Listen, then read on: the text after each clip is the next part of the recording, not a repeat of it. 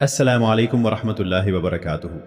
زندگی ہمیشہ ہماری مرضی کے مطابق نہیں چلتی، لیکن ہم ہر حال میں اپنا رویہ خوبصورت رکھ سکتے ہیں۔ مشکل وقت کو اپنی پہچان نہ بننے دیں، یہ بھی گزر جائے گا۔ امید رکھیں، مسکراتے رہیں اور خود پر یقین قائم رکھیں۔ کسی پر بھی بھروسہ مت کرو، کیونکہ لوگ بغیر کسی وجہ کے کسی بھی وقت بدل سکتے ہیں۔ بے وجہ نہیں پڑتی رشتوں میں دراڑ، کوئی اپنا ہی زہر گھولتا ہے۔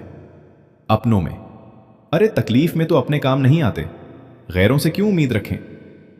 لوگ دکھ سنتے ضرور ہیں، مگر چسکا لینے کے لیے اسی کو حلقہ احباب سے نکالا نہیں۔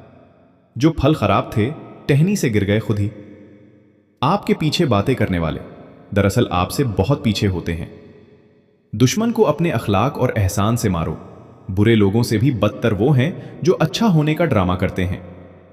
اوقات بہت چھوٹی تھی، لیکن سپنے بہت بڑے تھے۔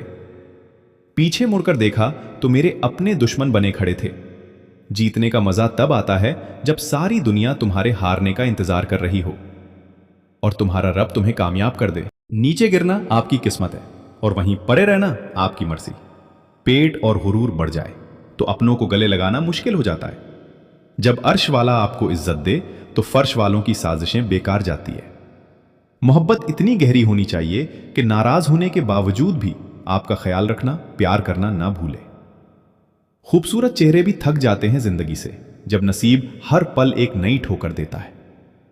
دشمن سے زیادہ اس دوست سے بچو جو تمہارا بھی دوست ہو اور دشمن کا بھی دوست ہو۔ آپ لوگوں کو سب کچھ سکھا سکتے ہیں سوائے وفاداری، احساس اور اخلاق کے۔ جو چیز خون میں نہ ہو وہ نصیحتوں سے کبھی نہیں آتی۔ میں نے جن پر اعتبار کیا ان کے منہ سے ایسے جملے سنے کہ میرا دل غم سے بھر گیا۔ میرا ظرف ان کی باتوں سے ختم ہو گیا۔ میرے ضمیر نے مجھے ملامت کی اور کہا، ان لوگوں کو تم اپنا کہتے آئے ہو؟ افواہیں نفرت کرنے والے بناتے ہیں، احمق پھیلاتے ہیں اور بے وقف ان پر یقین کرتے ہیں۔ ان تینوں میں سے کوئی بھی بننے کی کوشش نہیں کرے۔ اور جانتے ہو دعا کیا ہے؟ اپنی ہر پریشانی اللہ کو بتا کر خود بے فکر ہو جانا۔ اے اللہ، جو ہمارے ساتھ برا ارادہ رکھتا ہو اسے کبھی ہم سے نہ ملانا، نہ اتفاق سے، نہ خواب میں اور نہ حقیقت میں۔ آمین۔